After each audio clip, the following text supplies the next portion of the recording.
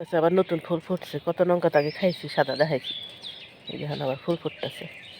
একটু এমন করে ঝেড়ে দিলে মানে ফলগুলো টিকে ভালো, তাই একটু ঝেড়ে ঝেড়ে দিই। আর এই দেখো টমেটো গাছে ফুল ফুটছে দুইটা, আজকেই ফুটছে।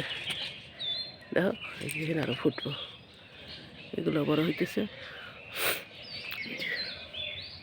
এই যে একটা বথুয়া গাছ ওখানে হয়েছে, এত সর্দি লাগছে না, গলা গলা করে বসে গেছে। পাখিগুলো জল খাবার নিয়ে এই থালাটার মধ্যে আমি জল দিই। অনেক পাখি আসে তো, ওই পাখিগুলোই খায় জল, জল দিয়ে রাখি। রাত্রেবেলা উপর করে রেখে যায়, সকাল আবার এসে দিই।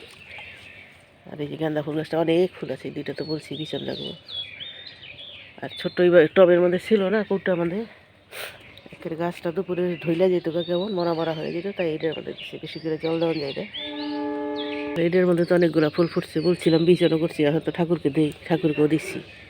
তিনটে আগের বড় আছে, বিছন রাখি, এই পাইকা পাইকেও গেছে। আর এই যে দেখো এখন অনেক কলি আসছে, অনেকগুলো আসছে কলি।